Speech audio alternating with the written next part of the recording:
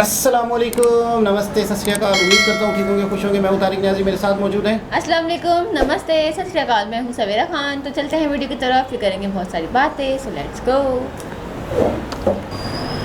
दोस्तों, वीडियो का टाइटल है इस्कॉन बांग्लादेश बैन। स्टार्ट करते हैं वीडियो को।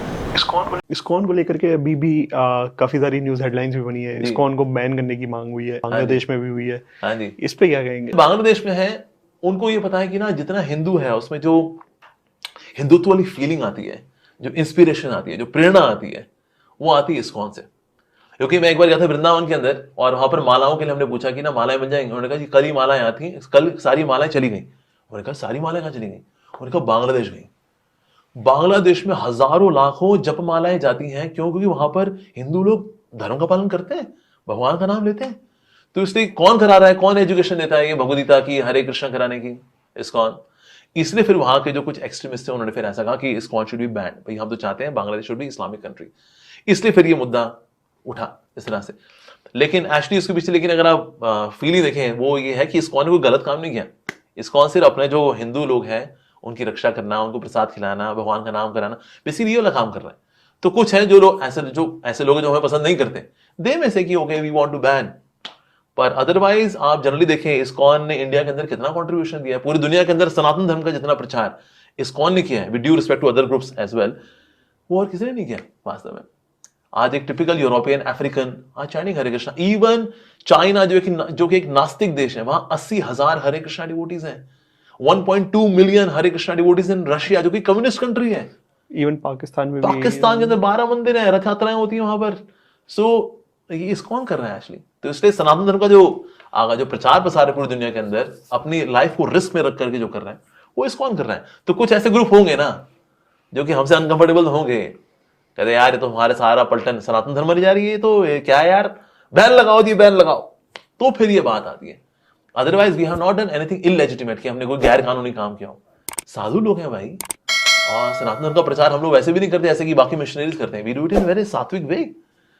तो इसीलिए कभी कभी इस तरह के लोग उंगली उठा लेते हैं। But what we can do, तो इसमें फिर सरकारें हैं, देन दे कैन डिसाइड क्या क्या करने का है। बट यस, जितनी भी गवर्नमेंट्स हैं who are sensible, they know what ISKCON is doing for society. Fabulous work for society. जी जनाब। अच्छा, आज कल से मतलब बहुत ही ज़्यादा ये खबरें चल रही हैं। इस्कॉन बैंड हो गए, एक संस्था होगी, एक जमात होगी, एक तंजीम होगी, एक ग्रुप होगा, जो कि मतलब यूँ समझ लें, मुझे इसके बारे में वो इतना नहीं पता। जैसे कुछ वीडियो देखी मैंने तो बार बार उसमें बैंड लिखा हुआ आ रहा है। तो इस वीडियो में छोटी सी वीडियो थी, लेकिन इसमें काफ़ी डिटेल से बताया गया कि कहीं ना कहीं बांग्लादेश में जो मुस्लिम हैं, शायद उन्हें डर लग रहा है, शायद उन्हें खौफ आ रहा है कि यार ये तो बहुत ज़्यादा तेज़ी से सनातन को फैला रहे हैं, ये तो बहुत ज़्यादा प्रचार कर रहे हैं, तो बहुत सारे लोग इनसे इंस्पायर हो रहे होंगे। तो कहीं ना कहीं किसी न किसी खौफ की वजह से, अच्छा, अब जो गवर्नमेंट है एंटी हिंदू है, गवर्नमेंट है बांग्लादेश में।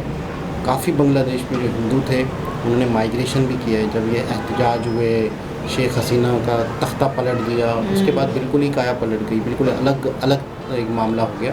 अच्छा, जो अब गवर्नमेंट है वो प्रो पाकिस्तान है, यानी कि वो गवर्नमेंट प्रो अमेरिका है, प्रो पाकिस्तान है। अब कुछ ही अरसे बाद हम 100% देखेंगे, बांग्लादेश के लोग भी देखेंगे, इंडिया के लोग भी देखेंगे कि एक और कंट्री भी वजूद में आएगा। शेख हसीना ने उसको अलाउ नहीं किया। शेख हसीना की गवर्नमेंट कितने खूबसूरत तरीके से एहतजाज के ज़रिए से गिराई, और बड़ी ज़िल्लत में इस तरीके से गिरा दी गई।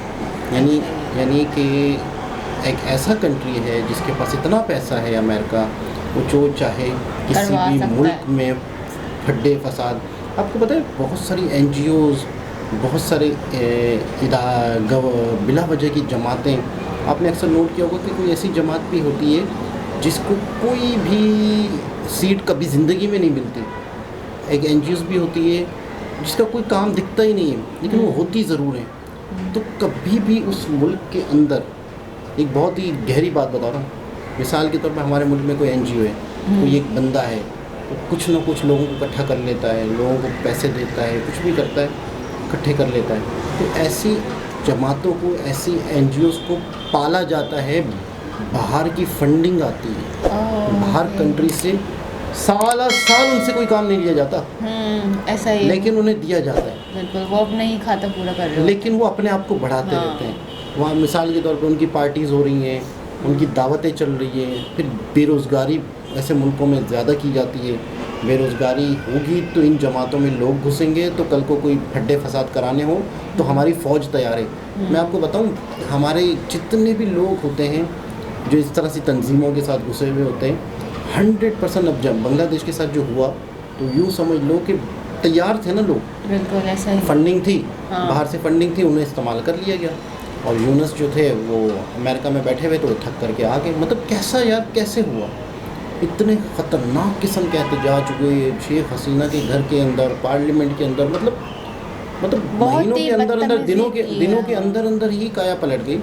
तो इसी तरह कई कंट्रीज़ में कई NGOs या कई जमातें ऐसी होती है जिनको उस मुल्क से कोई फ़ायदा दिख ही नहीं रहा, कहीं कुछ भी नहीं हो रहा, लेकिन उनसे अगर कोई पीछे के लोग, दूसरी कंट्रीज़ के लोग काम लेना चाहते हैं तो फिर उनको एक्टिव कर देते हैं, तो फिर वो एहतजाज करते हैं, फसादात करते हैं। अब जैसे मिसाल के तौर पे पाकिस्तान हो गया, अब पाकिस्तान में सब कुछ थोड़ा सा बेहतर होने लगा है या हो जाएगा बेहतर आगे चल के, लेकिन एहतजाज शुरू हो गए। आपको पता है कई टीवी चैनल्स हमारे मुल्क में या किसी मुल्क में चलते हैं, टोटल उनका पैसा बाहर से आ रहा है। ओह, ऐसे भी चैनल्स होते हैं, क्यों? उन्हें अपने हिसाब से खबरें, कुछ हाँ, चैनल्स ऐसे होते ये हैं, है, कुछ झूठ, हाँ, चैनल्स न्यूज़ ऐसे होते हैं जब गवर्नमेंट के तहत चलते हैं, गवर्नमेंट उनको पैसा देती है, गवर्नमेंट ने खरीदे हुए होते हैं। आपको पता है कई सियासी लीडरों के अपने चैनल हैं पीछे, उन्हें लोगों को पता ही नहीं है। बाकायदा न्यूज़ चैनल पूरा किसी सियासी लीडर का है, खरीदा हुआ है, जो चाहे चला सकता है। लेकिन ऐसा भी नहीं कि लोगों को लगे कि यार ये तो है। अच्छा, लोगों को लगे भी तो भी फ़र्क नहीं पड़ता।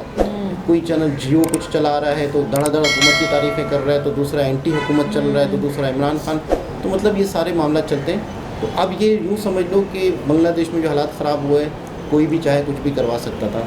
अच्छा, अब उनको खौफ है बांग्लादेश की जो वो है गवर्नमेंट कि यार ये अगर जमात रहती है तो ये सनातन का प्रचार करती है, तो इस पे क्यों ना बैन लगाया जाए।